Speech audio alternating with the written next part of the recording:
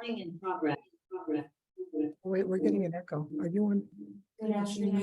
We're starting our Thursday, May 18th. Las Vegas Clark County Library District Foundation meeting. Thank you so much, everyone, for joining us. First item is roll call. And just hit the button so it's red. Elaine Sanchez. Here. Tamar Hopely. Nicole Rogers. Here. Jane Mack. Here. Kelly Benavides. Benavides. Benavides. I apologize. Shannon Bill Bray Axelrod. Kiva Creer. Fred James. Here. Felipe Ortiz. Here. Michelle Sanders. Here. Kate Turner Whitley. Chris Wade. Here. We have a quorum? Yes. We have a quorum. Yes, and just for the record, I'd like to excuse Shannon Bilbray Axelrod as she was the legislative session and actually have a meeting right now as we're speaking. And Kelly Benavides did let me know that she's just going to call in late, so just so we have that on record. Okay, very good. Next issue is public comment. Do we have any public comment? We do not. Okay, next item is board action to accept the proposed agenda. Can I get a motion to accept the agenda? Okay, can I get a second? A second. All right, motion carries. Thank you very much. Item number 4, board action to accept the minutes from January 13th, January 17th, January 31st, February 16th, February 23rd, and April 24th of 2023. First thing I'd like to ask is, are there any questions or comments on those special meetings and meetings that we had? Okay, seeing none, can I have an action item to accept the meeting minutes?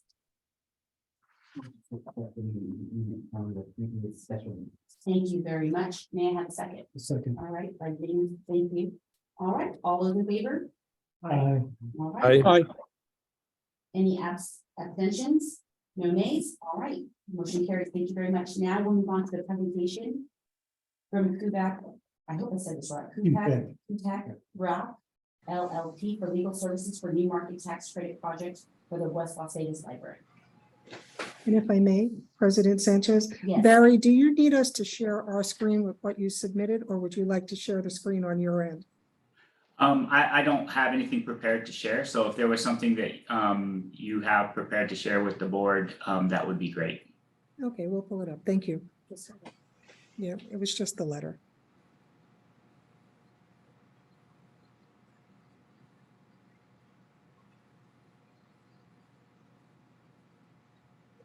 Barry, just so that you know, it was the letter that you sent to the board. We're pulling it up right now. Okay, great. So this is this the engagement letter or the conflict waiver letter or both? We have both. Okay, great. So maybe I'll start with the engagement letter. Thank you, board, for having me present to talk with you today. It's my pleasure to be able to have this opportunity to represent the Library District Foundation and the district itself in a third New Markets Tax Credit financing with respect to the West Las Vegas Library. The engagement letter that is being located right now is going to cover the legal services that QTAC Rock will provide to the Las Vegas Clark County Library District Foundation, to the district itself, and then also to a newly created entity that will end up owning the West Las Vegas Library project and leasing it to the library district. So the services that we'll be providing is serving as special counsel to those 3 entities in the New Markets Tax Credit transaction, negotiating the terms of the various loan documents, real property transfer documents, and other transaction documents related to the transaction and ensuring that there's compliance with the federal regulations related to the new markets tax credit transaction. The second letter that is being presented for review and approval is the conflict waiver letter, which is a document that law firms and in particular for this transaction have clients sign when there are multiple entities that the law firm is representing in a single transaction. And as mentioned before, since we have 3 related parties that will be representing, even though they are affiliates, they are separate and distinct entities. The conflict waiver highlights that while the interests of these 3 entities are aligned, they all want to make sure that this project is completed on time and on budget. If there is ever a legal conflict between the 3, or one or and the other of those 3, that QTAC Rock would not be able to represent any of the entities in any litigation that would potentially ensue. Obviously, we don't think that the situation would ever get to that circumstance, but we have to make clear from the beginning that in the event that that does happen, our law firm would not be able to represent any of the 3 entities related to each other in this transaction. And I think that was all that I was planning on covering on these 2 documents, unless there were some questions for me. Yes, very. Can you hear me? I can, yes. Is this Fred? Yes, it is. Thank you, Fred. I'm looking at your letter to Elaine, and I see a cost in there for $110,000 for the engagement. Is that being charged to the foundation? So that legal fee is associated with the entire transaction and is related to representing all 3 of the entities related to the library district in this transaction. That fee would be paid typically at the closing of the transaction. So they would come out of the proceeds that flow through the new markets tax credit structure, including the equity infusion from the tax credit investor. Okay. So- What about the, continue, I'm sorry. I was just gonna say, so it's not a fee that is paid up front by the foundation or any of the entities in this transaction. It would be paid at closing typically. Okay, I don't see anything here for a fee for the foundation toward the new market tax credit. I think we should deserve some kind of donation for the services that we're providing. Is that possible? So that would be that would typically not go into the engagement letter with my firm unless you're requesting that my firm make a donation. That would, I think, more appropriately go into a term sheet related to the transaction. So that is possible. Yes, that is a possibility, and obviously it would depend on compliance with the new markets tax credit structure and getting approval from the various other participants, the tax credit investor and the community development entities that are participating in this transaction. Would it be simpler if we just charge the library district for our services as a donation? If it's outside of the new markets tax credit structure, that should be fine. Okay. Thank you. No problem. I think that's something that we need to have legal counsel look at. Yes. And now that he's stating that we can do it 2 ways. It could be part of after the engagement letter, or Yes. it can be stipulated between the library district. I think that's something that we need to have our counsel look at. And just so you know, our counsel is not here today only because she's also attending her sister's graduation, not hearing it. So, but we will This is something that definitely needs to be brought up, and maybe something that you guys need to discuss as a board. And then have it on the agenda. And would you like to say something? Yeah, and I was also going to just say that it probably also needs to be discussed with the board of trustees as well Oh, for sure. before Mhm. the actual Yeah. commitment. Right. Yeah, I think what's best is you guys try to figure out what it is that you want to do and then talk to the district about it and then we go from there. Okay, are there any other questions?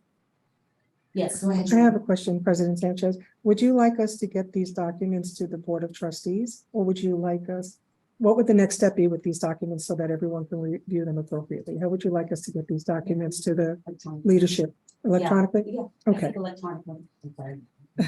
Yes, you could send it electronically. I think that would be good. And here's what I'm gonna say. I believe Jane and Fred have met. Or Fred, did you meet with these folks? You already met with them? Yeah. Yeah. And everything seems to be, good, right? Yes, sir. Yeah, okay. So, and Fred had done this before, so he's done the new market, so he knows what's going on, just like, this firm does as well. So thank you so much for the presentation. And we'll go on to the next item, which is discussion and possible action to approve Kutak Rock LLC proposal for legal services regarding new market tax credit project for West Las Vegas. Elaine, I'm sorry, this is Kiba. I'm not sure if you guys can change the view of the Zoom. It's too much light. No, I can't see. I mean, it could just be me. I'm not very efficient sometimes, but I'm just seeing a black screen with Joanne's name. I can't see like the room or anything. So If you give us just one moment, we'll see what the difficulty is. Thank you. okay, thank you.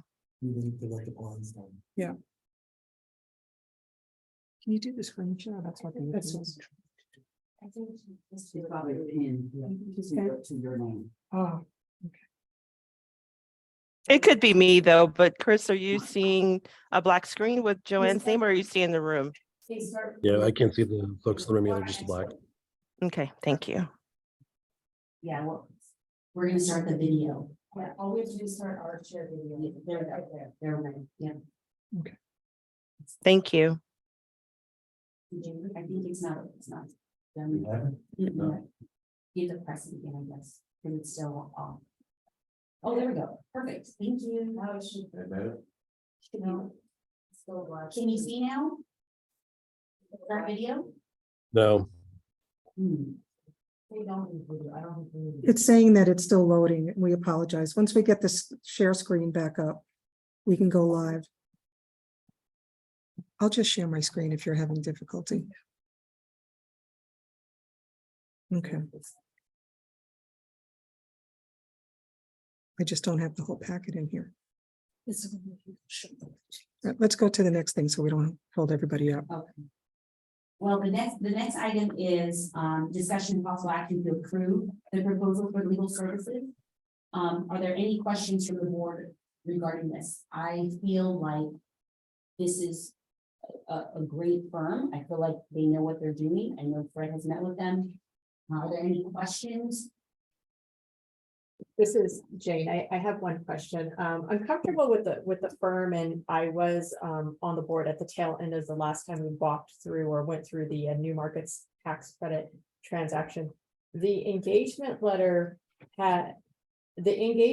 references the total fees paid by the district and the foundation in the engagement letter written to the foundation. Does that need to be?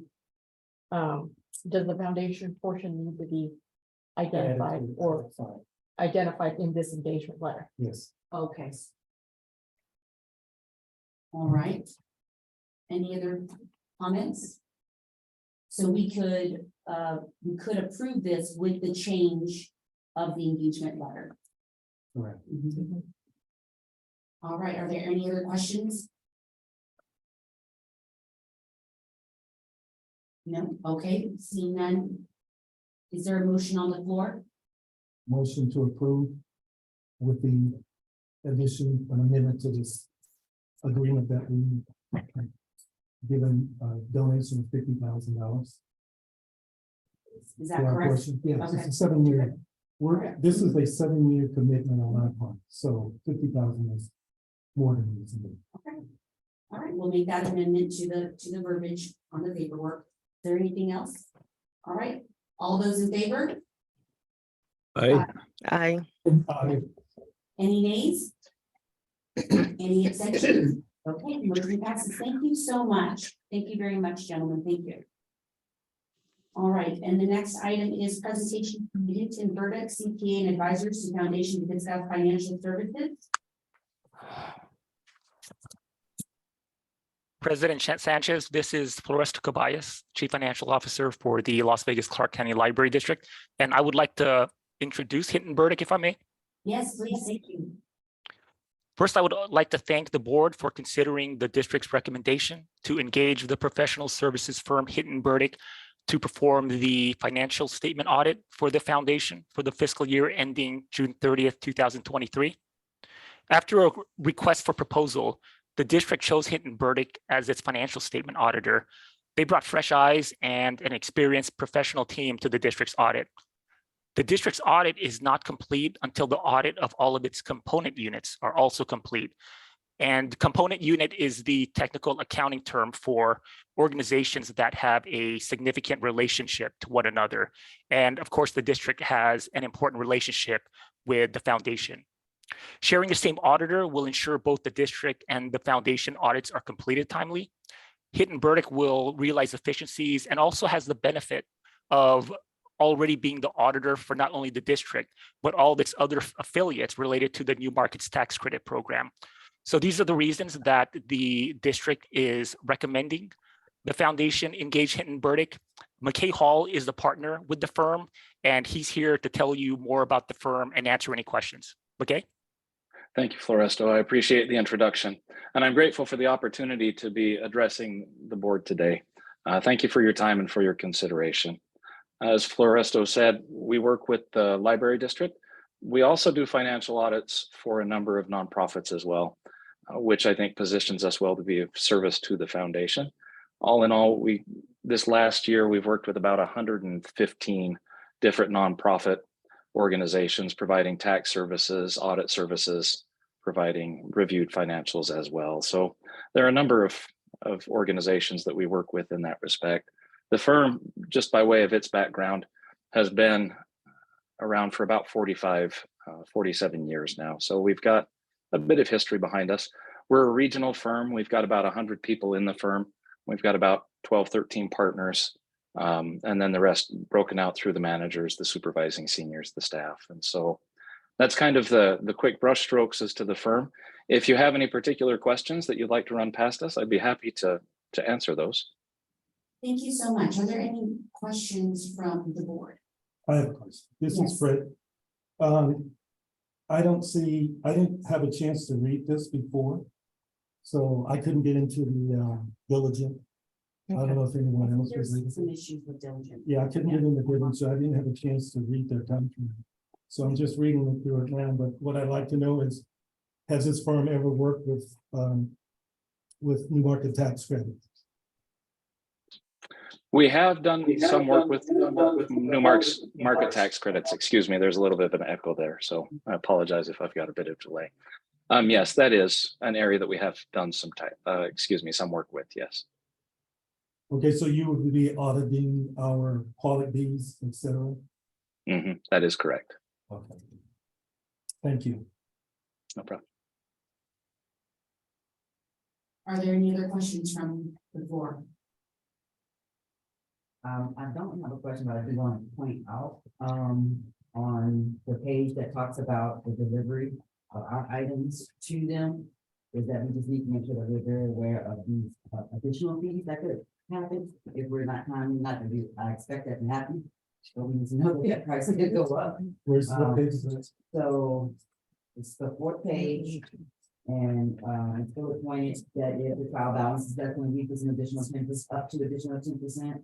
If there's a new version or 15 required adjustment, audit adjustment, to get another 10%. And if the ET is unable to provide any requested information, it could be another 10%. So even though we have, up to fees that are, they're not supposed to exceed, there are circumstances that create additional fees that we need to make sure that we're very aware of and not dragging. Yes. Mhm. You do want to be aware of those. By way of context and some background on that, we've had a number of times in the past where the clients have said, all right, we're ready for the audit and we'll go in and get started. And there's a significant amount of work that has not been done. And so we'll get started into the audit and then they say, oh, wait, we've got to make these significant changes. And they'll go through and make them. And then we get going again. And they say, oh, wait, there are some others we have to do. And there have been some organizations that have had to be audited 2-3 times in the course of the work. And so this has been put in our engagement letter as standard verbiage to try and illustrate the point that the organization does need to be ready. The audit is not the time to be ending your year and doing your accounting at that point. It needs to be ready for the audit when the audit begins. If that verbiage causes you any heartache or grief, I can see about getting that changed, but that is the standard verbiage and why it's in there. No, I was just pointing it out because. Can you Okay. help So me? that if they were aware, sometimes we all Okay. have lots. Yeah, I did send the link to someone. Why I, can't um, I'm trying, I'm in, We're having a but I'm trying to get to my files. I am sorry, we're having an issue. There was no technician available today. So if you can give us just one moment. No problem. So sorry. we're Are we having still being recorded? Yes, I didn't hear. no, but you're right. Yeah, It's just being aware. It actually isn't a problem with the verbiage. It's just making sure that we're aware that once we engage, when we're ready, we say we're ready to go, that we really need to have everything together. Or there could be additional fees. My question would be to Foresto. Foresto, what's the procedures now for the, things have changed in the last couple of years since I've left the position. What's the procedure now for the completion of the financial statements for the foundation? I don't see where that's coming up. I'm concerned. I have a big concern that the financial statements are not going to be completed by the district like it used to be. And that we have a chance to take a look at them and go over it. So I don't know what the new procedures are because we don't have the personnel to be able to do that. We need to be able to review it. So what's the deal with the financial statement from the district side? The process is the library district staff brings the completed audit to the Board of Trustees in mid-November.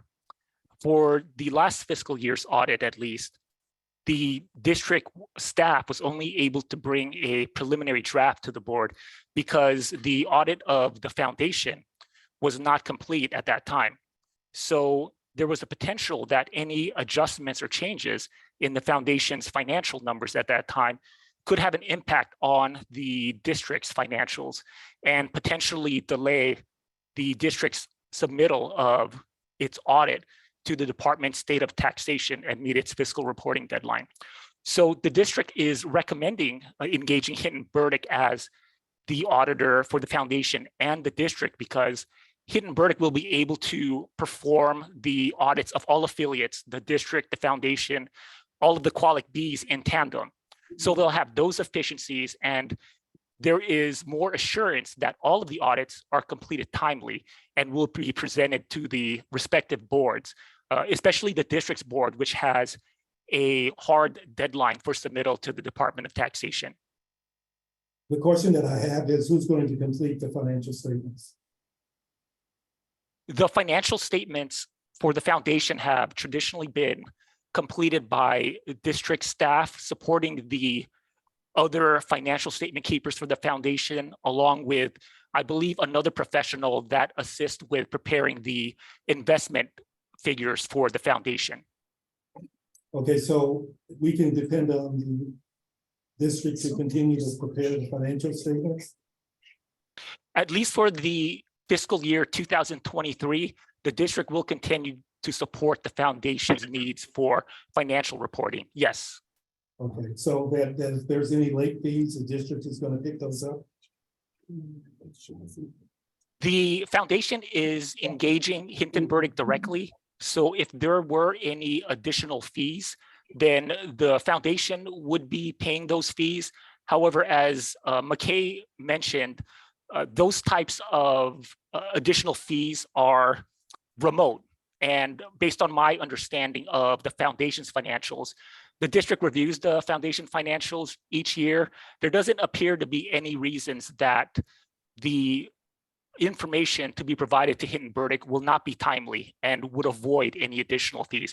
And again, financial services staff of the library district will be supporting the preparation of these financial statements and working with the auditors. So we do not expect any additional fees or going over budget in terms of timing for Hinton Burdick and all of the reporting requirements. But if there were any fees, the foundation would be directly responsible for those fees.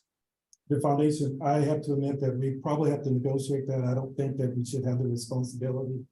The foundation does not produce financial statements. The library districts produces the financial statements for the foundation. So if there's any issues, if there's any untimeliness, it has to come back upon the library district. So I think you need to either rethink the fees, the 10% fees that you're talking about if something comes up, that goes back to the library district. So Now, my question. now just to, My sorry, go ahead. question is, if the foundation can't do the financial statements, we're doing it for you as a courtesy. So that's my issue, putting that back on the district when we're doing a courtesy for the foundation. So I don't want to be going back and forth, but that's how I feel. It's been the foundation's financial statement for the last 22 years have been done and completed by the district. I expect that to continue so that we understand that it's who's doing it, and so there's no misunderstanding. This is Kiba. I guess I'm just confused. I agree with Fred. We've been doing this for a very long time, and I guess I'm shaking my head. I just don't really get it, and maybe someone needs to explain it to me. Again, I'm just not really getting why we are separating ourselves and separating many of the responsibilities that we have shared between both the board, the library district, and the foundation. I just don't know where in the capacity that we will have to be able to do this type of bookkeeping and reporting. It's just has never been part of the makeup. And so it just confuses me and concerns me. Thank you, and that's the point that I'm making. We don't do financial statements. We're not a working board. We're advisory board, and that the library district needs to understand they're responsible for our preparation of our foundation and those qualities. So to a point, yes, I understand what Keith is saying, what's been happening, but we are, at some point, we are going to be separate entities at some point. So we're going to do it, continue to do it. As Lorenzo just said, we don't anticipate any issues. We're working with the same auditors. So that's where we're going to continue to do it again, as we are doing right now, supporting this meeting and the meetings going forward until we are separate entities. And then at that point, that's where the differences would need to be. I'm sorry, this is Kiba again. I can't see who's talking, but Calvin, is that you? Sorry, Kiba, yes, that was me. Okay, sorry, I'm just going off for voice recognition. And I'm sorry, when are we going to, I mean, we're carrying on business as usual right now, which is great because it sounds like these are things that we need to do, but and I appreciate that you'll be continuing to do the things that you've done in the past. But when are we going to resolve or come to some type of conclusion on the separation and what will be part of the separation? I guess for me, I think my term's up and I'm walking away soon. I think this is probably my last meeting. But I was hoping that at some point that we would have resolved this and that things would not continue on. So, but I think it's important for other foundation members for this to be a priority, and we can't continue to carry on with this business as usual and not resolve these issues, because if the foundation's going to be able to support the library district, I feel it's very important that these issues get resolved as soon as possible.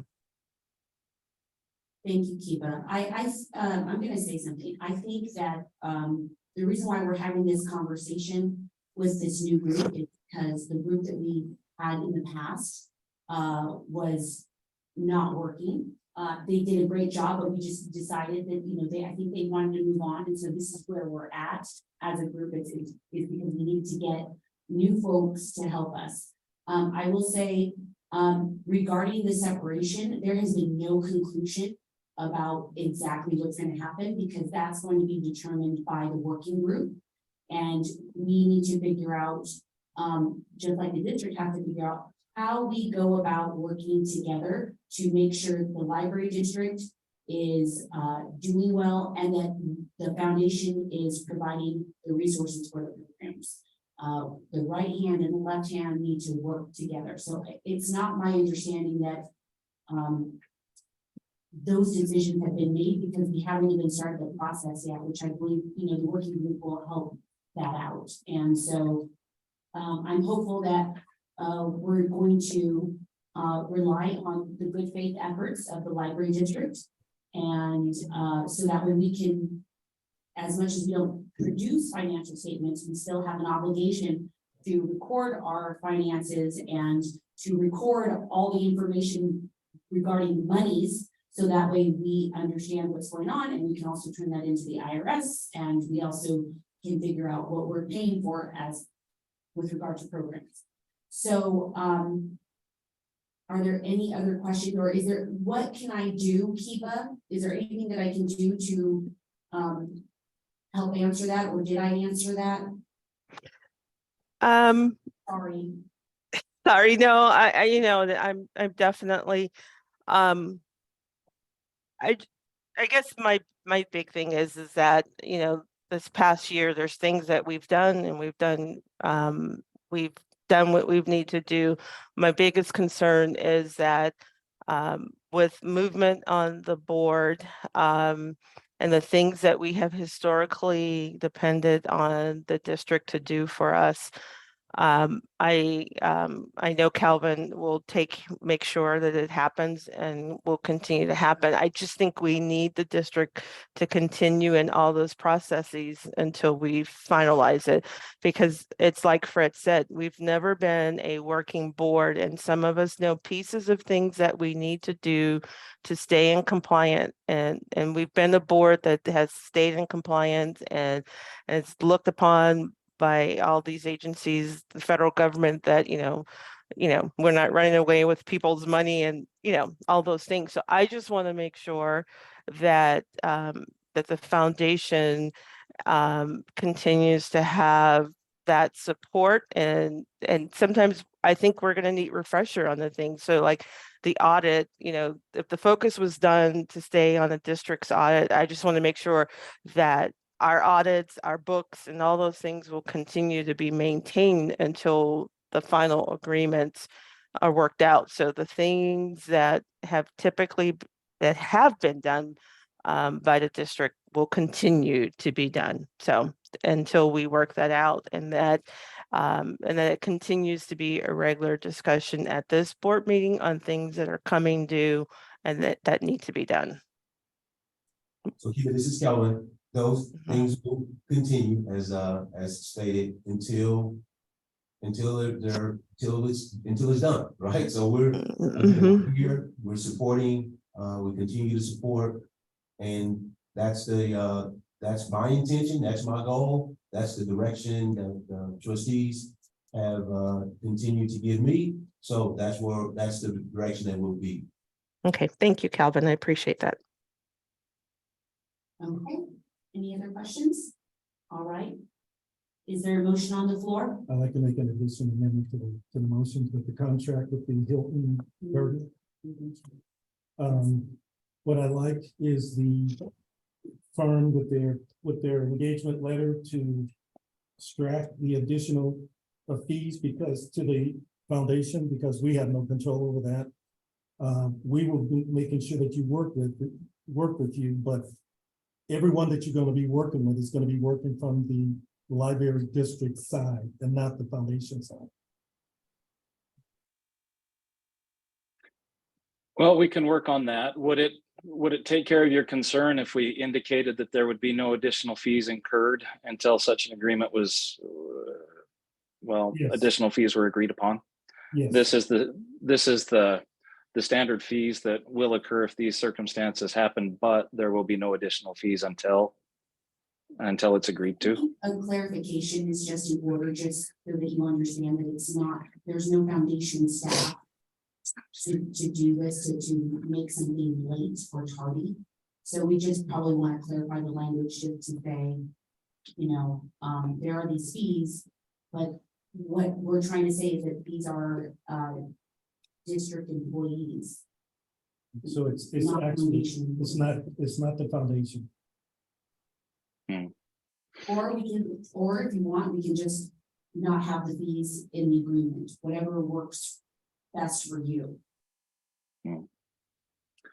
Well, I mean, we might be able to boil the language down a little bit and just note that if the foundation's not ready at the time of the audit, there's the chance that additional fees could be incurred due to change orders, but that change orders will be agreed to by both parties. I think that's reasonable. Okay. There's a lot of people Okay. who use that. Yeah, we can get that change made then. Okay, can I have a motion on the floor with that change? Motion to approve with the amendment changes that we just discussed on the language of the increases in costs With the contract, with the contract. with contract for Hinterberg. Okay, correct. With the contract of Hinterberg. Okay, very good. Can I have a second on that?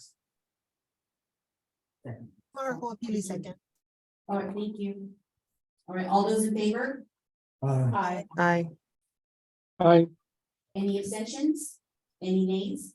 Okay, very good. Motion passes. Thank you very much. Thank you very much. We'll get that verbiage changed and get an updated We appreciate it. Thank you so draft, much. an updated letter. Okay. Very good, thank you. Okay, all right, and the next item is discussion and possible action to approve Pamela Graham to the Las Vegas Clark County Library District Foundation. Everyone, I would like to introduce Pamela. She's here today personally. And she is just moved to Las Vegas not too long ago, but she's very involved in the community. She has 14 years experience with HUD. So she understands about the grant process. She understands about what it takes to get funding for federal government programs. We, as you know, go after grants, all different types of grants, state grants, federal grants. And she has overseen the development of multifamily housing throughout her tenure at HUD. She no longer works for HUD, but she's now involved in a different way with the community. She assists with organizing women who are new to the community and finding out ways to go about and lend a hand with community partners. So I'd like everyone to say welcome to Pamela. And Pamela, would you like to say a few words? Okay.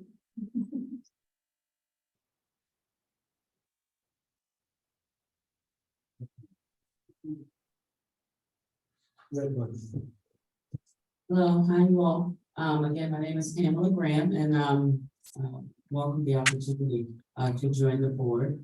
I think that Elaine said everything she needed to in regards to my experience and what I could offer to support you all and as well as this community. Look forward to assisting in you. Great, thank you. Are there any questions for Pamela? All right, can I have a motion on the floor to vote Pamela in as a library foundation member. Mrs. Taylor, I'd like to put a motion on the floor to vote Pamela in as a board member. Thank you, Tamar. May I have a second? Second. This is Oh, okay. Okay, we have a second from Nicole. Okay. All right, all those in favor? Aye. I. Aye. Any abstentions? Any nays? Okay, motion passes. Welcome to the board, Pamela. Thank you so much. We really look forward to working with you, and we know that you're going to help us out tremendously. Thank you.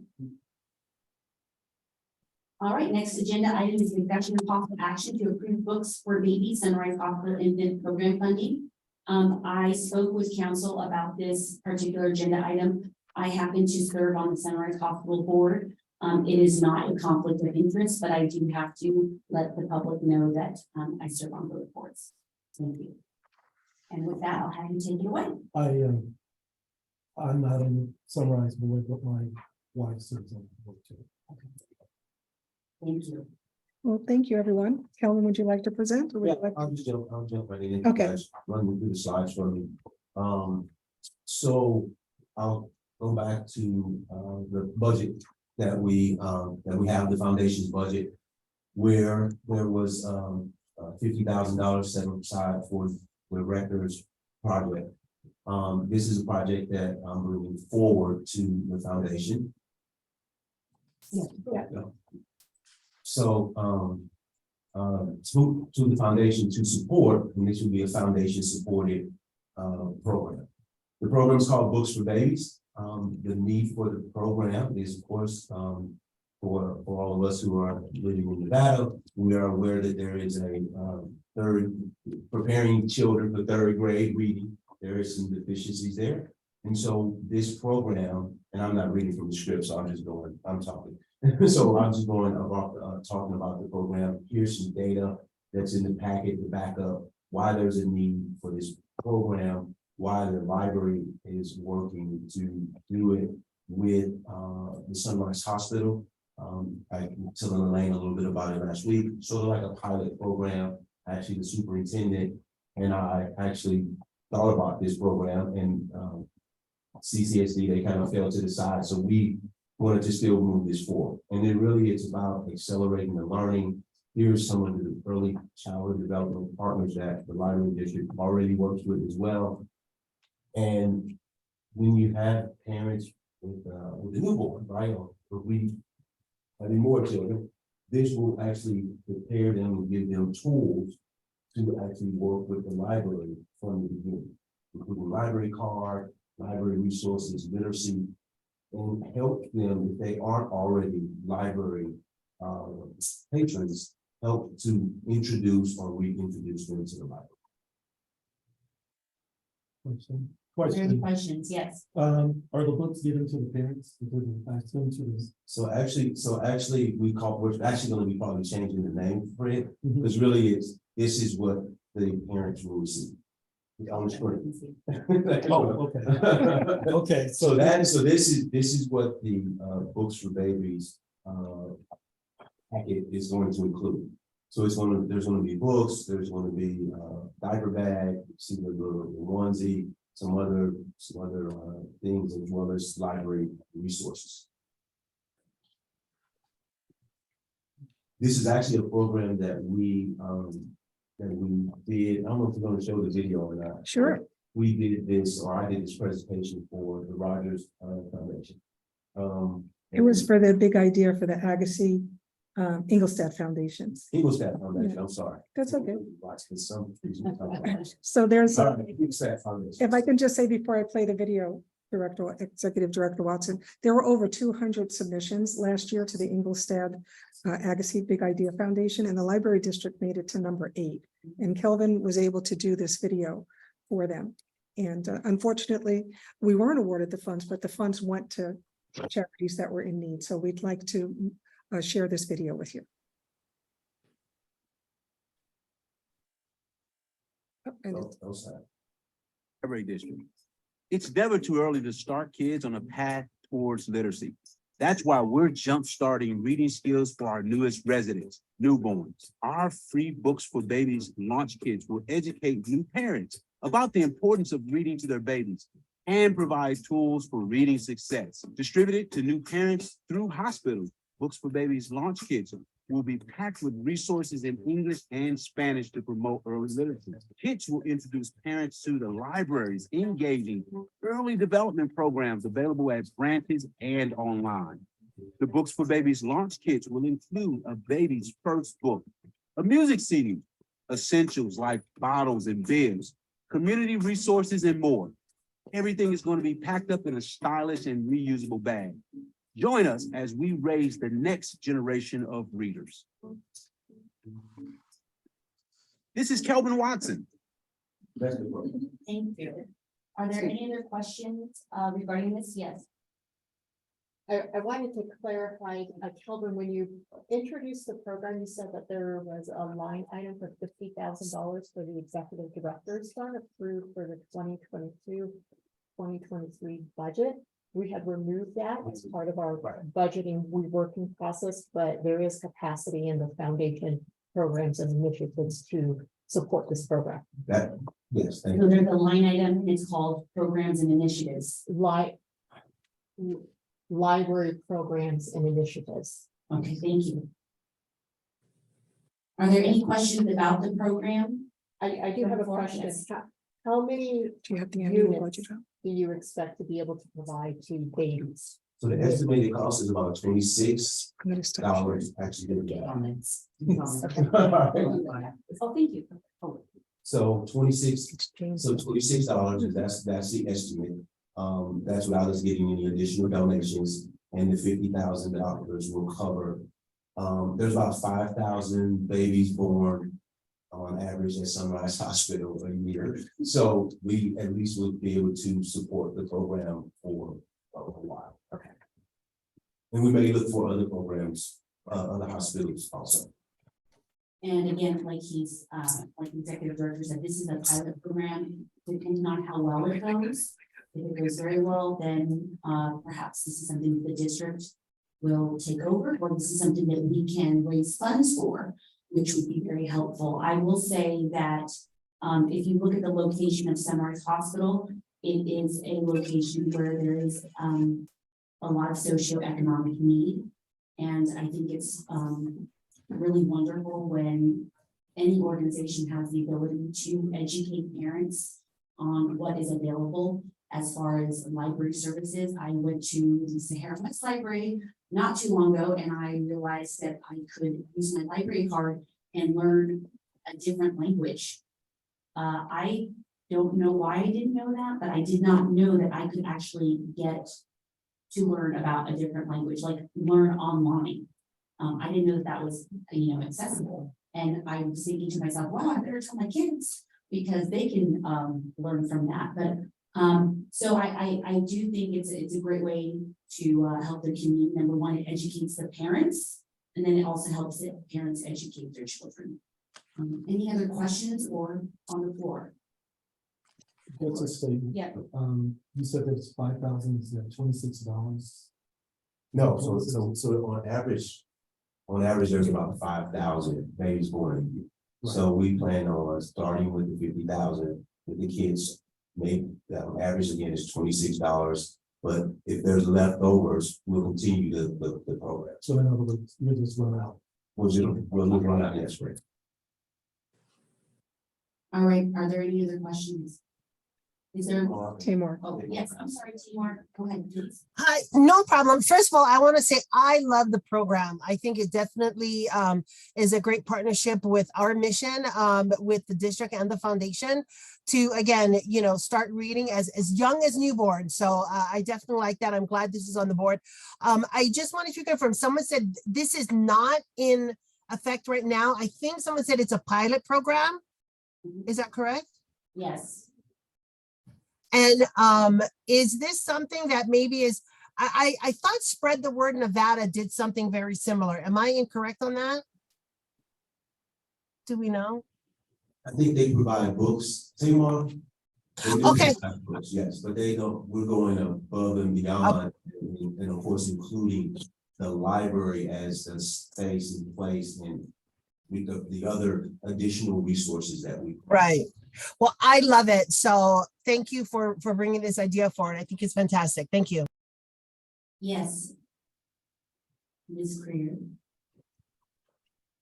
Yes, I just had a quick question for Jane. So you said the money for the executive director's fund was removed, but so for this, we're asking for $50,000 for the program, and Calvin thinks it's gonna last definitely longer than a year. I just need clarification on those 2 points.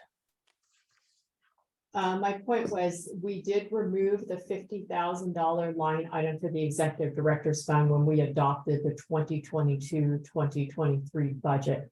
Based on the year-to-date actuals through April, there appears that we have capacity to absorb this program in part of the 2022-2023 budget, but I expect that part of it's going to spill over into the 2023-2024 budget. I just did the quick math, and I think $50,000 acquires about 1,900 units, right? So if there's 5,000 babies born and you're able to start the program, the likelihood, unless you need to make prepayments, the likelihood that you're going to be able to start this before June 30th, when this fiscal year ends, is not realistic, right? So I would think about this in the context of adopting this program for the 2023-2024 budget. Okay. So I think it's a great program too. And so I'm just going to speak from a point of view of, I think it'd be great maybe if we consider a phasing, just because we don't know what the costs are of us taking on additional responsibility. So I just want us to keep that in mind. We don't know what our financials are going to look like, our money, our programming, our grants and things like that. So just want us all to keep that in mind too. Thank you. And also, just for clarification, last budget, they were looking for an executive director fund of $50,000. And when we had our meeting, we decided we wanted to support the executive director, but we wanted to create a line item for funding of programs. And so that's why we have that line item there. It's so that way, it could be Joanne, Lachey, executive. If it's a program, we have funds there to support the program. So I hope that clarifies that question as well. And if I may, President Sanchez? Yes. This is Joanne Privetti. When we met with Sunrise on this program, they are looking, it's a pilot program, but if it's successful, they could possibly come on and help fund it. If they didn't have any funding in their budget for this year, but we're looking to kick it off and hope that it is as successful as we see it to be. And then the Sunrise Hospital Foundation will help support it. That's great. Thanks, Joanne. I have a couple more questions. Do you intend to sign the parents up for library cards as part of receiving the package? Yes, if they don't already have a library card, they will sign up. And do you have metrics to measure the success of the program? We do have some metrics because I'm going back to when I first talked about the program with the big idea that we will have QR codes and other resources in the bag that we'll be able to measure the usage. So I recommend, if the program is approved by the board, that the metrics be shared with the board after the completion of the pilot program, so we have information to assess whether or not to fund this beyond. Are the metrics to include usage? I've seen you give them a card, but they don't have one. Correct. They don't already have. If they don't already have it, and the idea is, so there'll be metrics that you'll be able to see directly, but then also the indirect as well. Okay, thank you. Thank you. Is there a motion on the floor to approve books for babies with the addition of having metrics, knowing how many parents sign up for library cards and the usage of the actual library cards as well? Motion to approve with the metrics. Thank you. May I have a second? I second.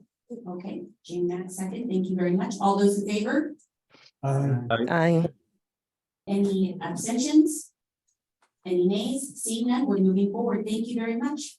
Motion passes. Discussion and possible action to approve site location of the 2024 gala budget and gala committees. I'm not sure if we have enough time to go through all of this, but I did put this on the agenda because I think the board needs to figure out how they want to go about the next steps for the gala. I will say that I've had some people call and say, well, are we doing this? Should we do this? And so I feel like that's kind of why we have this on the agenda now. If it gets to be too long, because we also have to, adopt our annual budget, we'll do what we need to do. But with that, I'm going to have Joanne talk about this. Thank you, President Sanchez.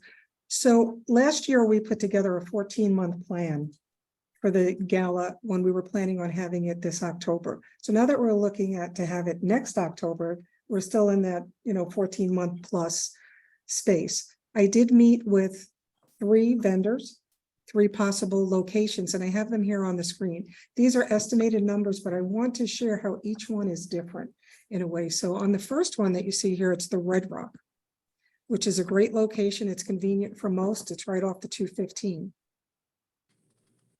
These are just estimates on what we were doing last year with them. At the Red Rock, if we decide to move with the Red Rock, it's approximately $135 per person. But the deposit could be up to 25%. We could negotiate that if this is the location that you would like, but as you can see here, just to start with them, for them to hold the space for us is approximately $17,000 for the deposit. And everything's the same with each location, but the prices vary a little bit different. We went back to Area 15, who just loves everything in the library and really would like to work with us. They again are giving us that large discount for using the rental space. Last year, they were going to charge, in the last proposal for 2023, they were going to charge us $2,000 for the lot. And the lot goes for $50,000. This year, they said that they could not do the $2,000, but that they could offer us a $5,000 room rental fee. So if we go to the Area 15, it's approximately $124 per person. And the down payment would be, the deposit would be $10,000, which it was last year. Originally, they wanted 15, and I asked if they could go back to the 10,000. So as you can see on there, if we go with Area 15, it would be a $10,000 deposit that would fall in the 2022, 2020, the 2023, 2024 budget, when the July 1st budget that you'll be approving. And now I also reached out to Boyd. I went to a few events there recently, and they have these large events and they're so organized, and they just really would like to support the library as well. So if we went to Boyd Gaming, I have the Orleans here because that's one of their largest rooms. The cost would be about $57,000, but they're only asking for a $500 deposit because of the relationship they'd like to build with the library. So if you weigh it, you have 500 at Boyd, 10,000 at Area 15, and approximately 17,000 at the Red Rock for generally the same items, just at a different location. So if there's other places that you'd like me to look, a lot of places were booked for next year, just so that you know. So Boyd has a lot of properties, and this is up for discussion if you'd like to put a committee together to review it, or when Director Mack speaks about what we were forecasting to put in the budget when she presents the annual budget, we can move forward. But we did put, and I'm calling it seed money for the gala, just so that we can start with the planning, and then you can decide of a committee, and if these are the locations that you like.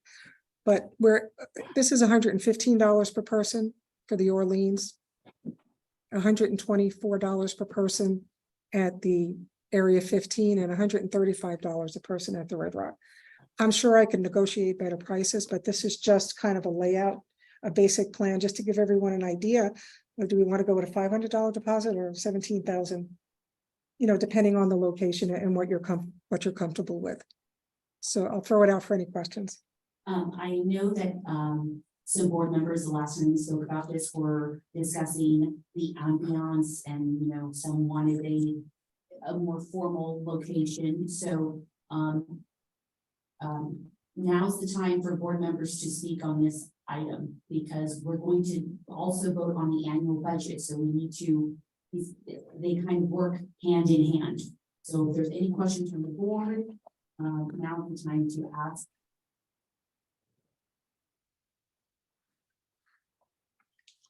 Madam Chair, this is Felipe Ortiz. Quick question. Yes, please. Good afternoon, everybody. First of all, this is for Joanne.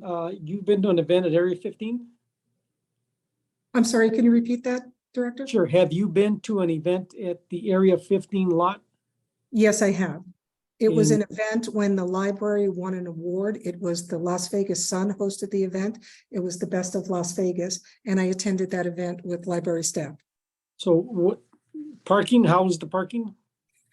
The parking for that event, it was very smooth. Most people that went took Ubers. I can tell you that. I did Okay. drive. I had no issues getting in and out. And I Okay. could say there was approximately between 450 and 500 people at that event. And it And just you know- flowed very well. Do you know the capacity real quick? Oh, for outside, they can do up to 1,500 Okay.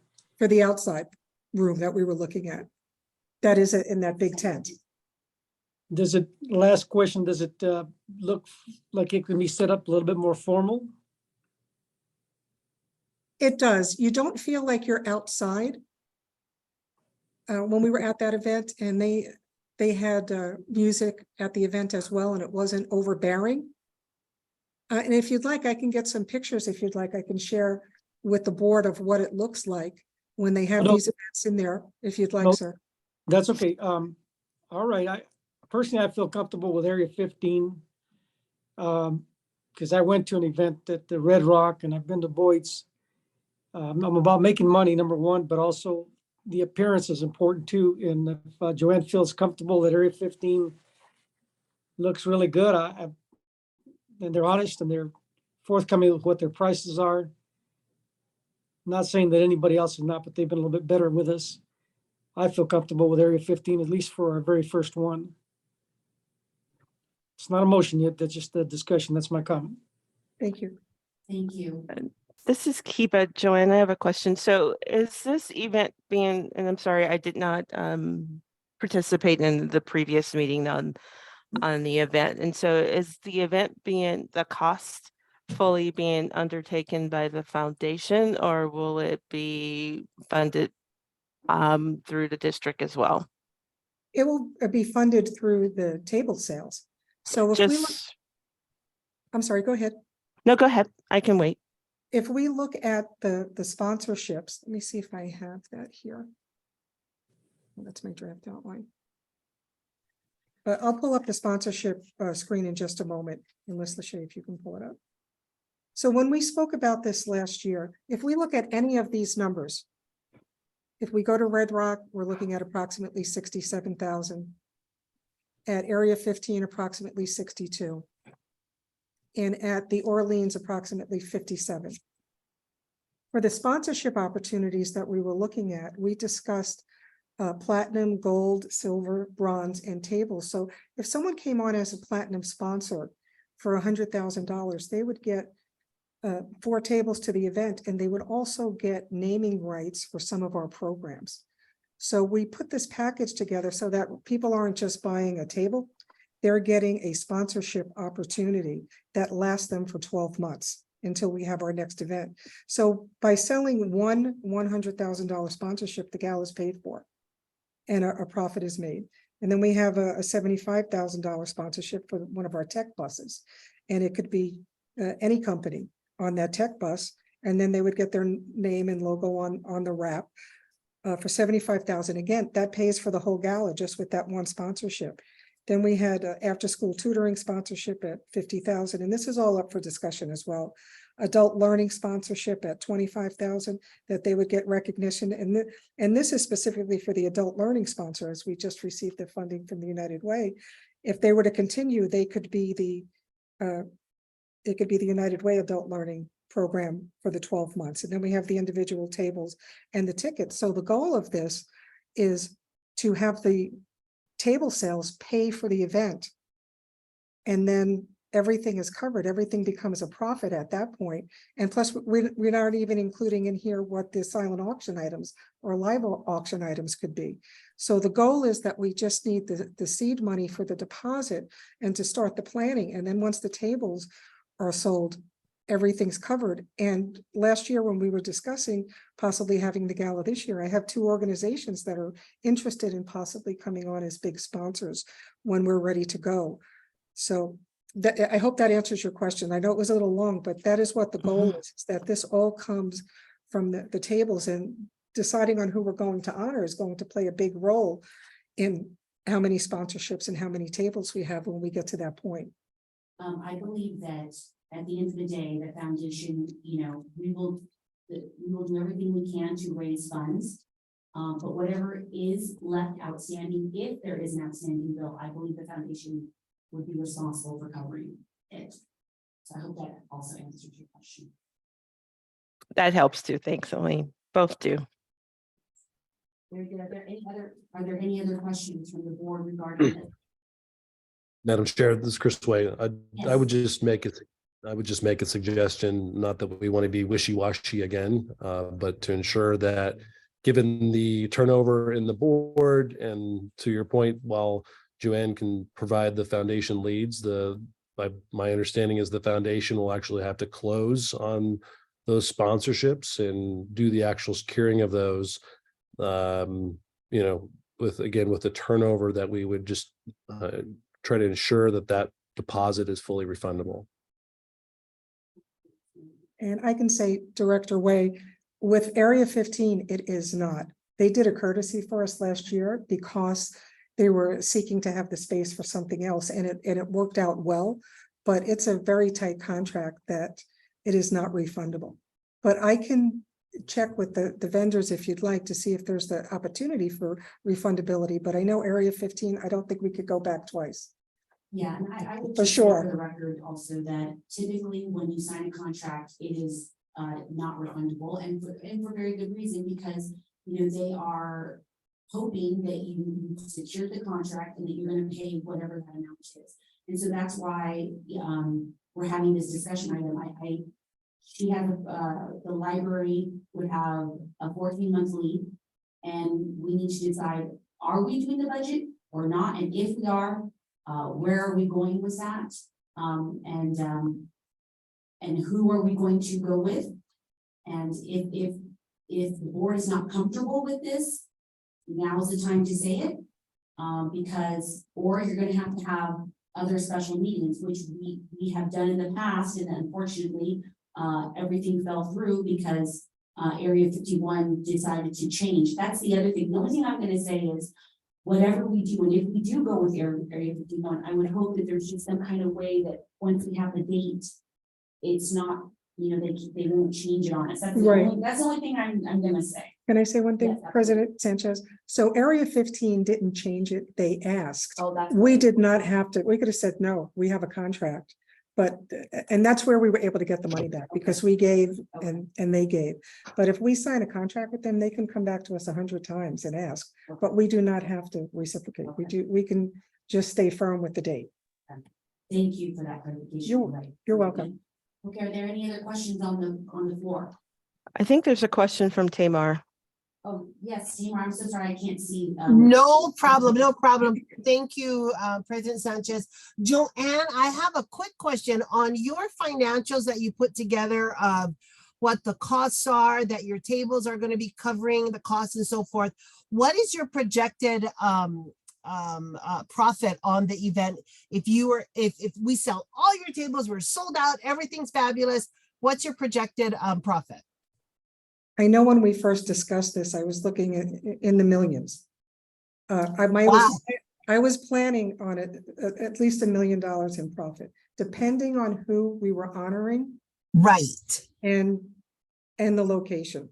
And with these sponsorships, after looking, because I just want to give you an estimate. I don't want to go too high because I don't know who we're honoring. I think we can easily walk away with $500,000 from this gala. That is fabulous. That is, if you look at the numbers, and since we don't have a tech here, we're having issues with some of the screen shares. But with the sponsorships, with the platinum and the gold sponsorship, and if we're planning on having approximately 500 people there, we should do very, very well. And this is just a forecast, since we haven't done one before, we have nothing to measure it on, but we can measure it on the successes that we've had working with other organizations. You know, we could knock it out of the park, and we could get a great entertainer that could come in, that we would honor or would donate their time. And we just don't know until we get into the planning. But I feel comfortable that we could easily net 500,000, because the cost will be covered once we sell one of the big sponsorships. Right. Everything else that comes in, comes in. So That's fabulous. Thank you. thank you very much, Joanne. Madam Chair, Questions? Yes, Felipe? Felipe Ortiz for the record. Quick question, and I'm ready to make a motion if nobody else has questions. I have a question or a statement. I can wait though. Okay, question. What date do we looking at if this moves forward next year, Joanne? We were looking at October of 2024, and the reason we were picking October is November. We know the F1 will be in town, and Okay, no it's problem. also, and the presidential election. Sure, that's perfect. Thank you so much. Go ahead, Yes, keep it. Ms. Kerr. This is Kiba again. I think it's going to be a great event. I think I've always been in favor of doing an event, but I'm just making my statement and maybe telling why I'm probably going to vote nay on this, is that I think we have too many outstanding issues as a board, and I would only feel comfortable knowing that those have been resolved. I would hope that this would be a successful event, but I also will feel more comfortable if some of the expense would be shared by the district. I just feel like there are going to be a lot of financial things hitting us when things are worked out with the district, and I just don't know where our budget will land. And so I don't have that comfort to fully expose the foundation at this time. I just think we need to get some other things resolved. Yes. Yeah. So if I may, this is Nicole Rogers. I am slightly concerned too with our board changeover, with who's going to take the helm and how we are going to continue to make sure that everyone works together smoothly, which I think we are going in the right direction. What worries me is selling tables. Honestly, like I've done it. It's really hard. And if we knew going into this that you really did have a couple huge sponsorships that could be there. Otherwise, I would say it's really tough. And I'm kind of with Kiva a little bit that maybe we table this till the fall, which I know doesn't help us at all when we're trying to plan this, but maybe with a new president, a new co-chair, knowing where we sit as a foundation with who's at the helm might make this huge decision a little easier potentially.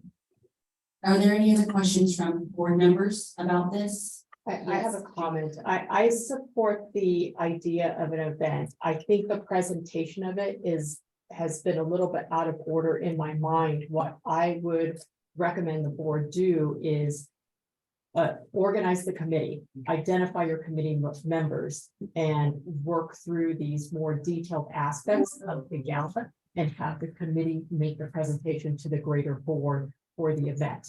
So I support, pushing this off a little bit until we work through this in a committee type setting.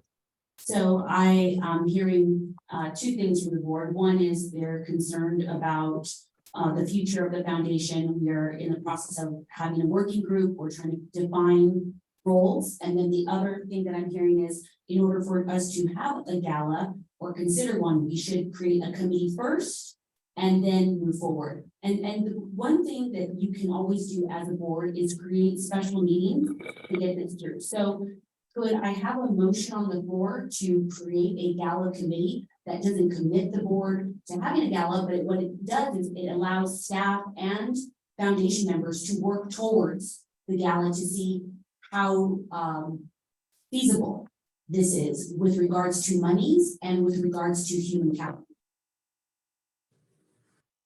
Can I have a motion on the floor with that? I will motion to create the committees. Okay, and could I have a second on that? Second. Okay, second from Ms. Sanders. All right, all those in favor? Aye. Aye. Aye. Any abstentions? Any nays? Okay, I think the one thing now that we've created a committee, we need to figure out who's going to be on that committee. Should we have any individuals who would like to be on that committee? President Sanchez, this is Tamar. I'll jump on that committee with Joanne. Thank you so much. I would like to have probably 2 more individuals. I think that would be helpful. Madam Chair, this is Felipe Ortiz. I'd like to also help. Thank you, thank you. And you could have 1 more, if possible. Right now, we have 2, Felipe Ortiz and Tamar Hopley. Okay. President Sanchez, Felipe and I, we're gonna rock it. And everyone. All right, we'll work with these 2. And I believe it, yeah. Just get your checkbooks ready because all of us are gonna have to write a check for something, okay? So Well, that's exactly. Felipe, you and I were on it, right, Joanne? And as we move forward, you know, if someone else would like to, you know, look at their schedule and if they, you know, they feel they have time to do this, we would welcome them. So that's great. Thank you very much. And if I could say something, President Sanchez, thank you, Directors Tamar and Felipe. I look forward to working with you. The nice thing about this event and this committee is that we have time. It's not an annual event because we haven't had the first one yet.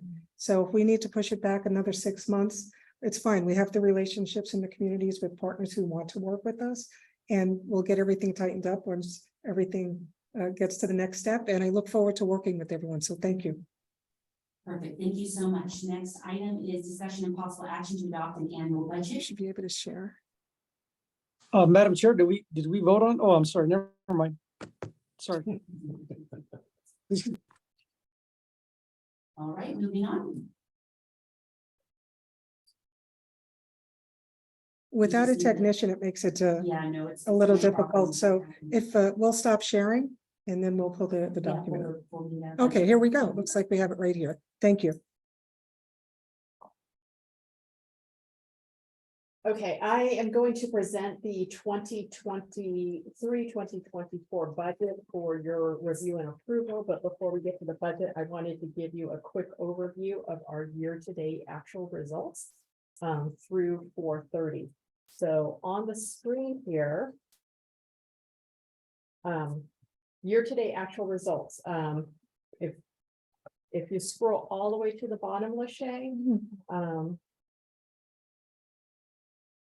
you can see there on line 23, we have year-to-date net income of 77,000.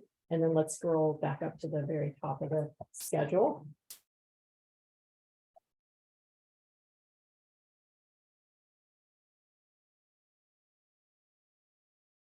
And that consists of individual and business contributions of 65,000. That line item so far is 23,000 over the prorated budget for 10 months. That line item is fantastic. It already receives a 12-month budgeted amount of $50,000. For grants, we adopted a budget of $750,000. 400,000 was certain at the time that we adopted the budget last year. 350,000 was uncertain. That was to be earned. So we've received 463,000.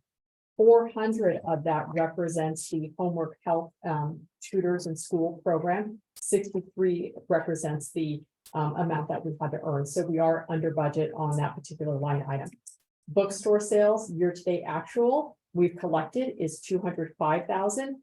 This does not reflect any amounts related to April deposits, April sales. I understand that April deposits are expected to be transferred to the foundation by the end of May. So we budgeted $300,000 for bookstore sales, which is consistent with the 2 prior years. And I think we should be on track to pretty much meet that, maybe a little bit under the way it's trending right now. But In addition to in-store or in-branch bookstore sales, we also operate an Amazon account to supplement the bookstore activity. Investment interest income through April, we've collected 32,753. We budgeted 43,000. This should come in at budget for the next fiscal year. You'll see that I provided for an increase in the investment interest income. If you remember the presentation from Darren earlier in the year, the interest rates have been really low. Our endowment restricts us to very conservative investments. So this line item, hopefully we'll see an improvement for this next year. So foundation initiatives and programs, we adopted a budget to spend 940,000 for this current fiscal year. So far, we've spent 627,000, which is under our prorated budgeted amount. I want to articulate for you, of the 627,000, 380,000 relates to the teachers in school, homework help. 120,000 is related to instructions and supplies to support the branch programming, which includes the teen tech, hydroponic unit, library galleries, book club receptions, and volunteer appreciation.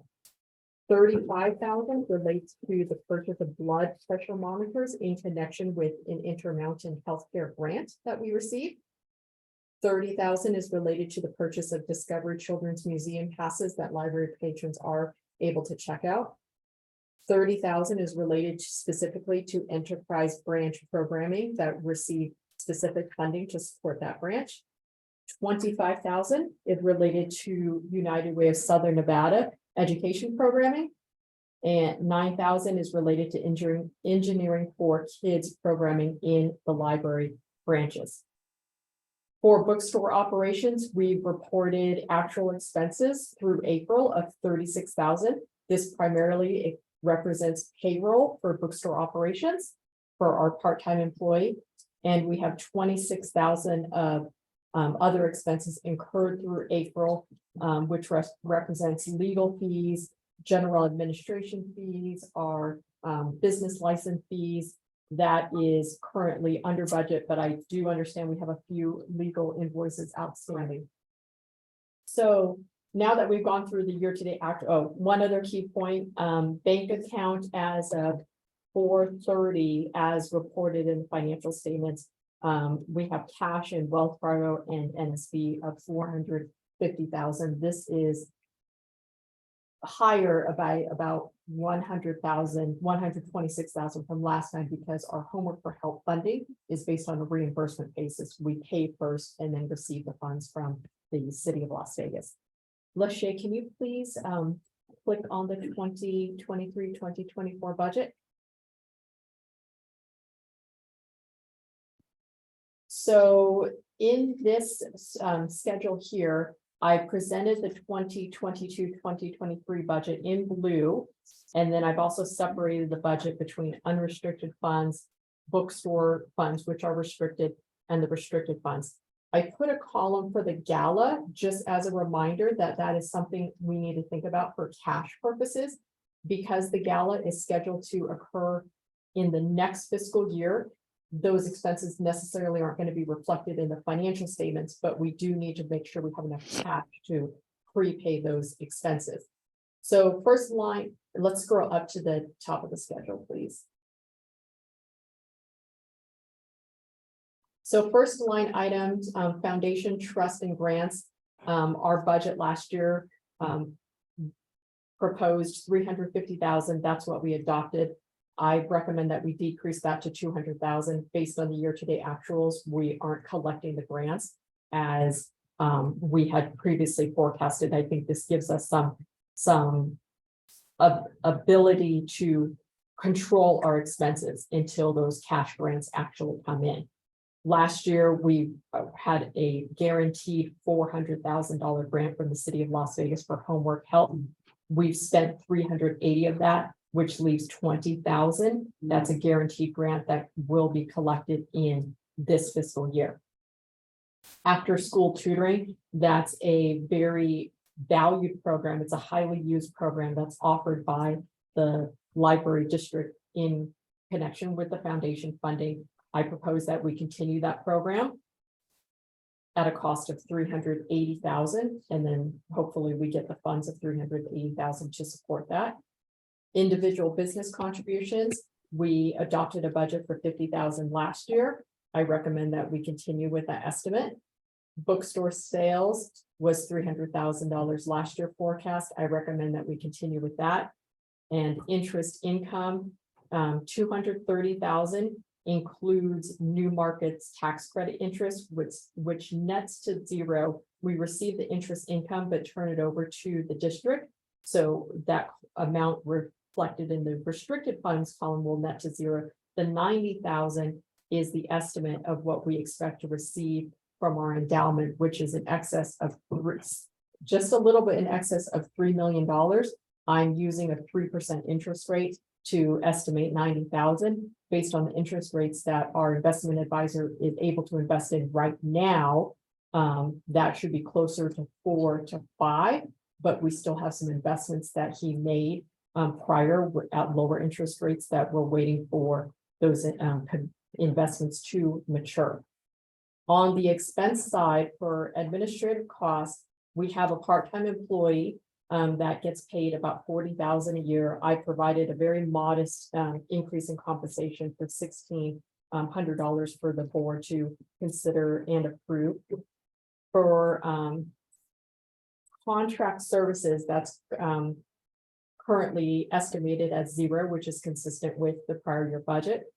For financial and legal services, we budgeted $25,000 last year. I propose we increase that to $40,000 this year, and that is to provide for additional legal fees and additional professional fees that the board may consider as they adopt the bylaws as we continue with the new markets tax credit, as we change our auditors. That should give the board some flexibility to acquire the professional services they need. Outside computer services, last year was budgeted $10,000. I recommend that we keep that the same. Insurance cost, we paid $3,000 we budgeted $3,000 for directors and officers insurance. I expect that we will have an increase this year. So there's a 30% increase of $1,000, making the total $4,000. Conference, convention, and meeting expenses, that budgeted line item is consistent with the prior year. It's the same with supplies, printing, copying, postage. The next line item where I proposed an increase in expenses is library program supplies. Last year, we approved a budget that provided $10,000 for this line item. This year, I recommend that we increase that to $20,000. Bank fees is steady at $5,000. Media and marketing, that was approved for $50,000 last year. After discussion with Joanne, I dropped this to $15,000 because we are getting in-kind donations in this area from the Review Journal. And then if we keep scrolling down to the bottom. So program cost, let's scroll just a little bit up. And while the Shay is doing that, we're also receiving in kind from Channel 3 and Channel 13. So program cost, volunteer program recruiting, training, and appreciation. I'm holding steady at $20,000. After school tutoring, I dropped that to $380,000. And then library district programs, foundation initiatives, we approved a budget of $520,000 last year. This year, I recommend that we estimate $450,000. And this is the line item that would reflect the 50,000 Babies for Books programs that we approved earlier in this meeting. Interest expenses, the $186,000 nets with the interest income reflected above, that should be zero. So for the 2022-2023 budget, we were expecting a modest profit of $47,000. For the 2023-2024 budget, I proposed we also are consistent with that and plan for a modest profit of 46,400. Thank you. Are there any questions from the board? Thank you, Jane, for doing all of this. It's really wonderful. We really appreciate you being methodical and going through every line item. Any questions from the board? Seeing none, is there a motion on the floor to approve the budget? Motion to approve. Can I have a second? Second from Ms. Sanders. All those in favor? Aye. Aye. Any nays? Any abstentions? Okay, thank you very much. Moving forward, we're going to discuss the discussion and possible action to approve the bylaws. I have with us Attorney Carmen Gilbert here. She has been helping our foundation immensely. It was very kind of her law firm to provide $10,000 worth of pro bono work for the bylaws. I hope you've had a chance to review them. I know some of you guys have already spoken to me about it. It's more streamlined, number one, and number two, our old bylaws actually some of it was not clear. But I'm going to have Carmen speak to that real quick. Carmen, can I introduce you to everyone? Yeah, definitely. Thank you so much for having me. So just go over it a little bit.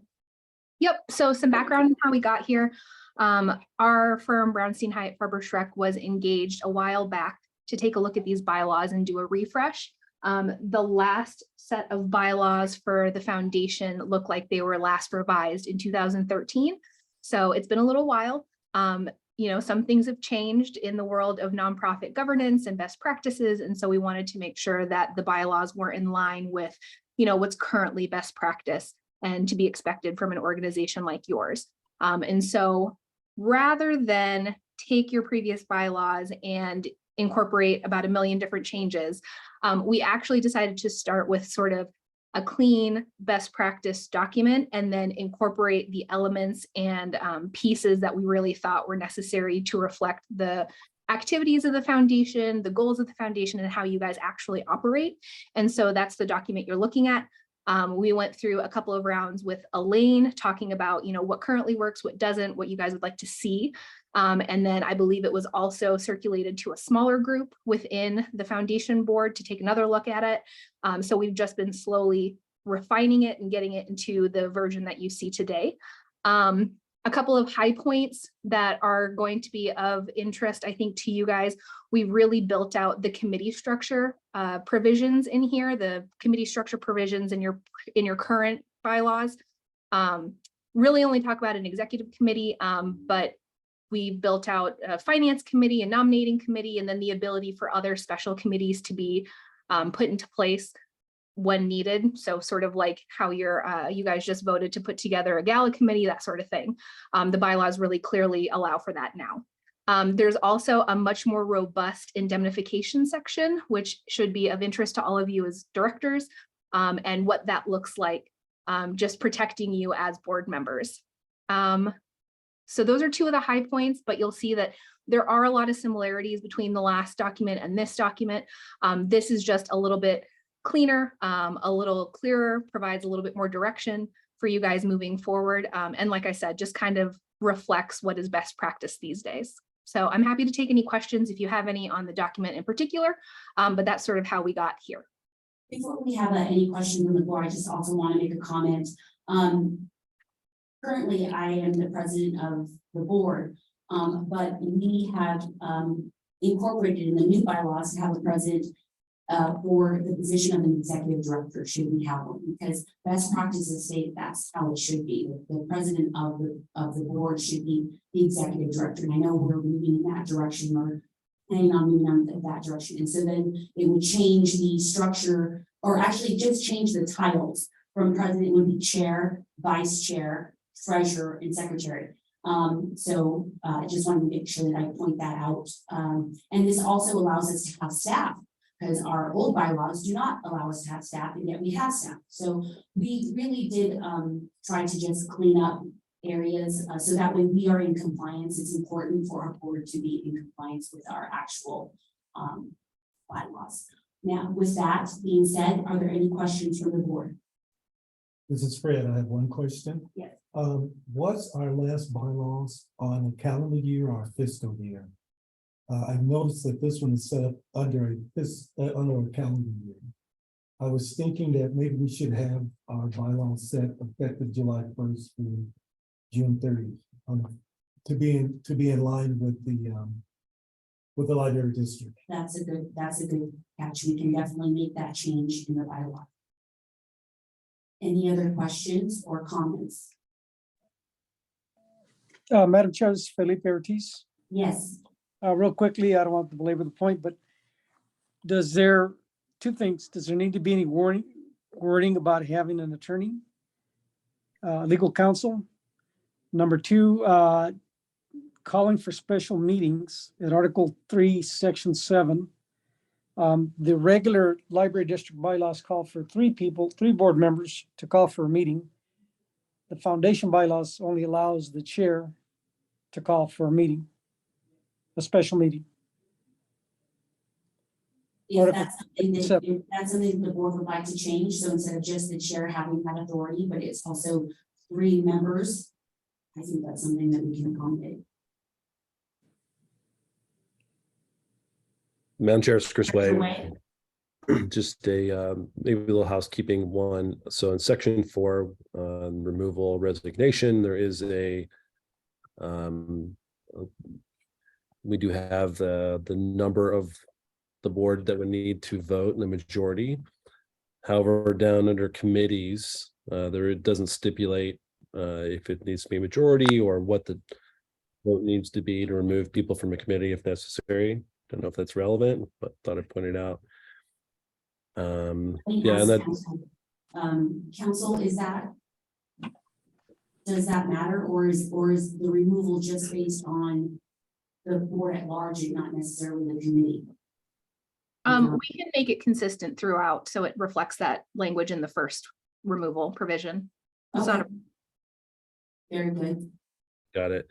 And then thank you. You addressed my other question regarding the executive director. So just to clarify, the vision is at some point, should we need a professional to run the foundation, that's a paid professional, that's where they would slot in as the executive director?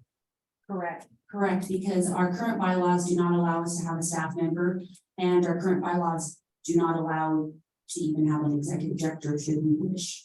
So this gives us the ability to do that. It doesn't mean that it's going to happen, but at least the mechanism is in place. And currently, we don't have those mechanisms. Got it. And then do we have the language in here that says not all of these officers are required? So are we going to need a president and a chair? Well, the president would be the executive director. So and the chair would be the chair. Yeah, so initially, the executive director might be a volunteer board member. Yes. Yes. Okay. Thanks for the clarification. And like I said, going forward, we would change the name from president, whoever's heading the board. On the board, it would be, instead of president, would be chair, vice chair, treasurer, and secretary. Now, I will say, we, in years past, we have had people have 2 jobs, maybe secretary and treasurer. And I have been told by numerous attorneys, Carmen and Ellen included, that we should not do that. We should have a board, an executive board, and each person should have their own position. And I can honestly say, just, in my previous roles, that it is very difficult to have 2 positions, 2 executive positions. I do think, we should have 1 person chair, 1 person vice chair, 1 secretary, 1 treasurer. I don't think melding the 2 is any good, and we've been advised by council not to do that. Are there any other questions from the board? Madam Chair, I do have one other thing. Yes.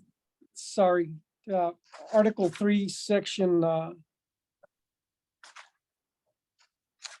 Sorry, I thought I was ready. Basically, there's a conflict. Article 3 says you'll have an annual meeting when we decide to have an annual meeting. you go to Article 4, Section 2, it says we'll elect officers at the annual meeting.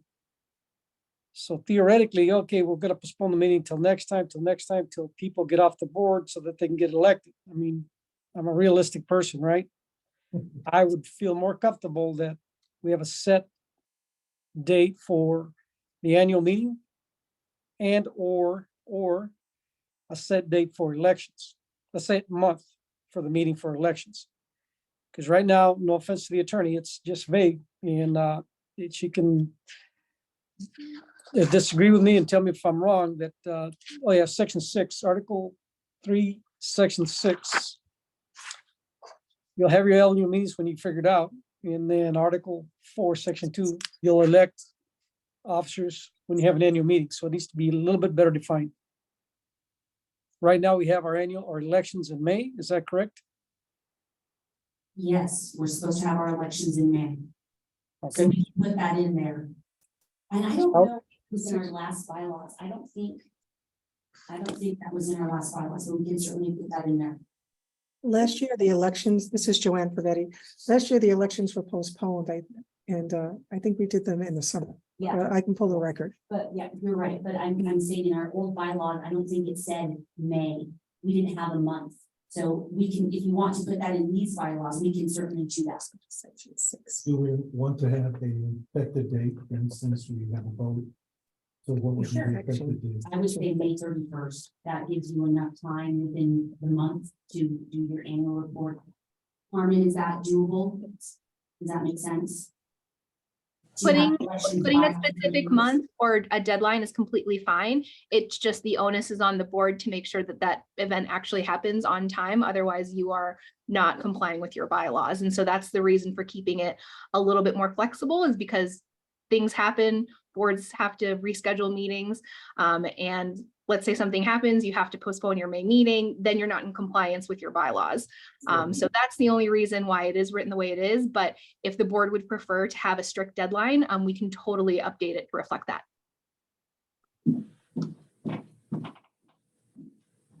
Any other questions, comments?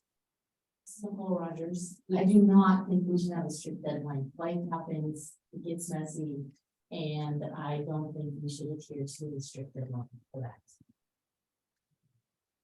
Are there any other comments? Just as a follow-up, not to be argumentative, but let's say I'm the chair, the president, my term ends in May. We don't have elections till June, the vice chair takes over, or August or September or November. There's a time frame there really where we do need the title and the person working in that title. But I'll vote whatever the group wants. Thank you. Okay, anything else? Yeah, Just to clarify, the bylaws are written in a way where all officers and directors continue to serve until their replacement is elected, or until their resignation or whatever it is. And so if an election were to be delayed, anybody who is currently in office or any directors who are currently appointed to the board would just continue until the election did happen and their replacements were elected, if that helps. yeah, and I know that's part of best practices. I know that is part of it, but I understand your concern, Felipe, but I don't think we've been in that situation. Well, if you have a recalcitrant chair who doesn't want to leave, doesn't call for a meeting, you're going to be stuck with that person until they call for a meeting. Well, but we Go ahead. always have a meeting, we do have a meeting quarterly. We can probably call for, is there language where other members can call for a special meeting, Carmen? I think that's something that we just said we wanted to add. If 3 members wanted to call a special meeting instead of just having the chair have that ability, then that would take care of that issue, Felipe, I believe. There is that, and then there is also the ability for the board to act by written consent if you do have a board chair who has gone rogue and the rest of the board wants to take action either to remove them or to take any other action. That can completely be done by the rest of the board via a written consent without the need for a meeting, as long as everybody is, or at least enough people are willing to sign on to that action. The bylaws do have a lot of sort of backup mechanisms written into them to address some of these concerns. All right, do I have a motion on the floor to approve these bylaws with stated changes from the board? I move to accept with the change that. Can I have a second? This is Tamar. I'll second it. Okay, thank you very much. All those in favor? Aye. Any nays? Any against? Motion carries. Thank you so much, Carmen. And hopefully we can get a new updated bylaw with the changes to our board sometime next week. Yep, definitely. We'll get those changes incorporated, and then I'll be able to send a red line to everybody so you can see just those specific changes, and then hopefully you'll be good to go. All right, Thanks. thank you so much for your time. I cannot thank you enough. Appreciate it. Of course, happy to help. President Sanchez, before you move on, this is Joanne Fervetti. I just want to let everyone know that the next scheduled quarterly meeting is on August 17th of 2023, and then November 16th of 2023. Very good, thank you. Next item is the president's report. I hope you guys had a chance to look at it. I want to say thank you so much. I've enjoyed my term here on the board. I am going to resign because my term has ended. This is my last board meeting. I'm here to help in any way. I do believe you're going to have a special meeting to nominate new members to your board. But the fact is you have time to do that, and you typically do it in May. You can have a special meeting in May, and you can do it on Zoom. But I want to say thank you so much. Jane has been my partner, and she too is resigning from the board. And she has been so instrumental to our foundation, and I'm really proud to have served with all of you. But Jane has really been my right hand for quite a while, and I'm gonna miss you, Jane. I personally am gonna miss you. So thank you so much. I am going to not be far. I'm going to be with the library district as a trustee. I go to my first meeting this evening. I'm looking forward to it. So I'm going to help you guys in any way, shape, or form, and I'm not going anywhere. But the other thing is I want to congratulate Kelvin for his amazing leadership. The American Library Association awarded him the 2023 Library of the Future Award. Thank you to the staff and to Kelvin. That is the second year in a row that we received that award. Impressive. And then Kelvin went to get another award, which is the Medal of Excellence, an annual award that recognizes creative leadership in library management, library training, cataloging, and classification. So congratulations. We're very, very proud of all the work that you've done. You have the updates on the impact. We have the working group. So we're going to have to figure out what we're going to do with that. I know that some of our members left the meeting because they had to jump off, but that's something that we're going to have to do. And that's my report. So thank you. Any questions? All right, moving on to the library district update, Kelvin. Thank you, Chair Sanchez, President Sanchez. So I submitted my executive director's report. I do the same thing with the board of trustees. So I really don't go through it line by line. But I do want to share some news. If you haven't had a chance to go over to the Boulevard Mall, we have a new, and I put it in quotation marks, a new library location, the library at the Boulevard Mall in partnership with the mall and the Latin Chamber, where we have a book lending machine near the movie theater. So we opened that, and we had a ribbon cutting 2-3 weeks ago, Julian. I can't remember. It was on May 5th. May 5th, right. So a great event. The governor came down and cut the ribbon with me, along with Councilman Greer and Peter Guzman from the Latin Chamber. So if you get a chance to go over there, or we'll share the press and the pictures. It's a great event, and we're now working towards having another one of those types of machines, the Anytime Library, put in the Sunrise Hospital. And we are scheduled to install on June 26th. And with a ribbon cutting sometime in July. So those will be 2 additional, as I said, library locations, because you can borrow and return materials from those machines. Actually, if you came through the library entrance, the Windmill Library, That's the anytime library. That is actually going to be the one going over to the Sunrise Hospital. So that's really important. It won't be at 7 a.m. No, it's going to be at 9. Thank you. No, you mean the install, you mean the ribbon cutting? So the ribbon cutting, the ribbon cutting was at 7 a.m., 7:30 due to the governor's schedule. So we were working around his schedule. Well, ribbon cutting, yes, it was pretty, that was for a ribbon cutting. So that's my report. Are there any questions? Just congratulations and really wonderful job. Thank you. Everything was really great job, thank you. All right, and next with the development update, are there any questions to Joanne's report? And Joanne, would you like to say that? I would like to say a few things. So Elaine, it's been wonderful working with you on the foundation side, and we'll be working with you on the trustee side as well. So congratulations. Jane, you're a superstar. For someone like me who raises money, I am not an accountant. And you make it seem so simple when you do your talk. So thank you for all your support for the foundation. It's really been very helpful. And unfortunately, we don't have a tech here today, so the individuals that are on Zoom can't see what I'm going to share with everyone.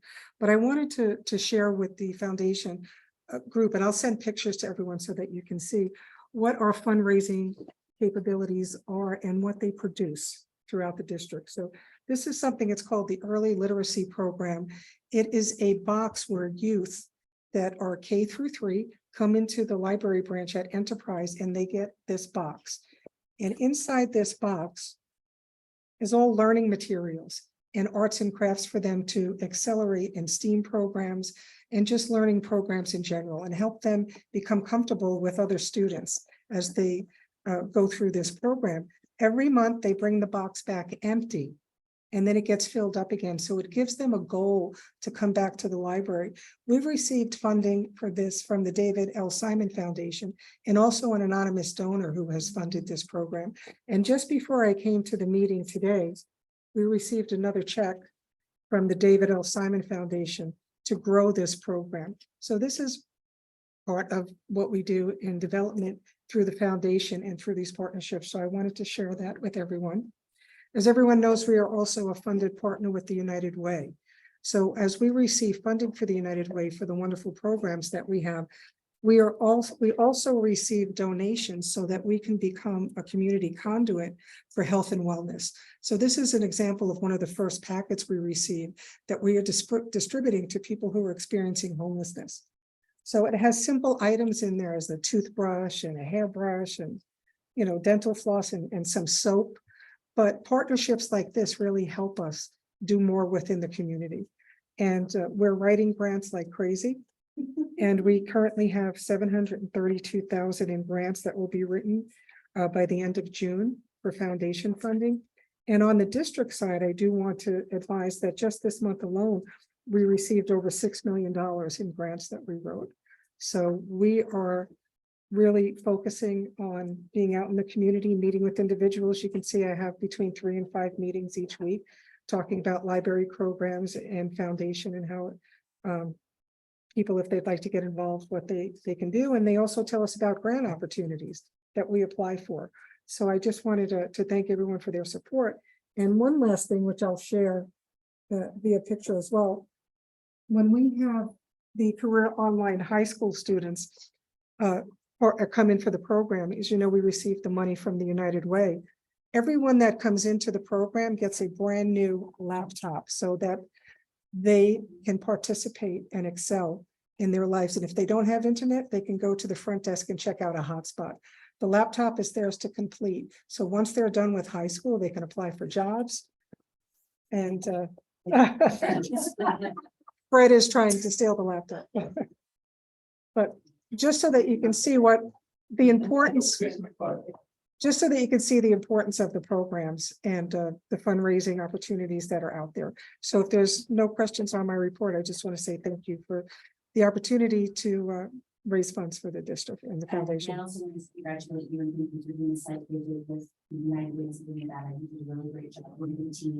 And I know that the United Way was astounded by the Flamingo Library and how the online high school program operates. So getting that additional $25,000 and being able to provide people the opportunity to grow in education, but also grow in the amount of workforce and in the income that they can get for their families is tremendous. So great job.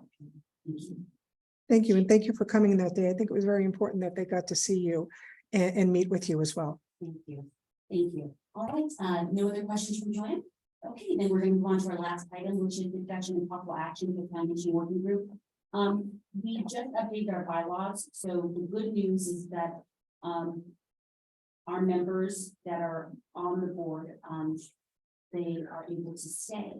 And so you need to look at, all of the touching base with each of you, but there are some members that have to leave. I am resigning, I have to leave because I'm going on the district board.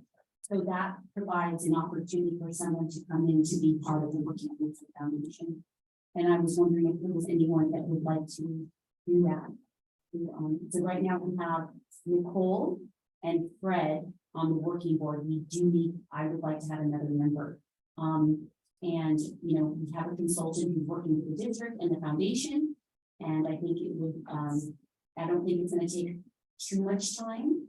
But I do think that being on the working board, the working group is paramount to the foundation's future and how we operate with the district. So I humbly ask for someone to be a part of this foundation working group. Seeing that. Yes, thank you. Yes, we're gonna have, thank you. Ms. Sanders has agreed to be part of the committee. Is there anybody else that would like to join? I think 3 is a good number.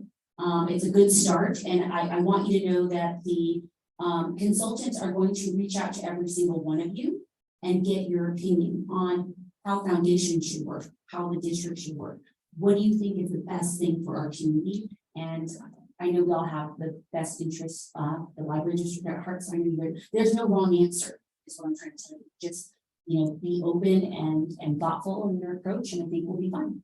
All right, so we have now for the foundation working group, it's going to be Nicole, Michelle Sanders, and Fred James.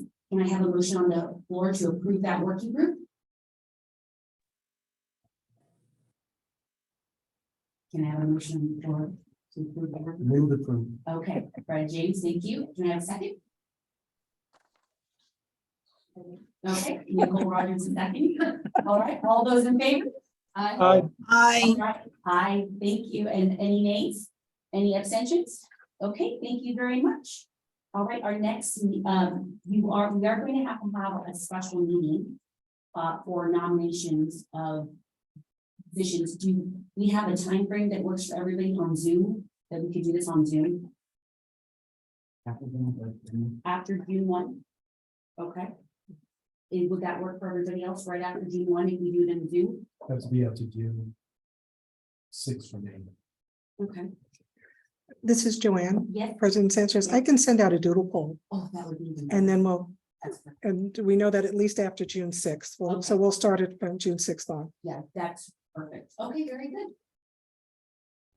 President Chin says, this is Chris Way, just Yes. a couple of questions regarding clarification. First of all, I just want to say thank you for everything that you've done, and this, especially this most recent year for the foundation. It's been, you all know it's been a ton of heavy lifting, and without your leadership, we wouldn't be where we are today. So thank you.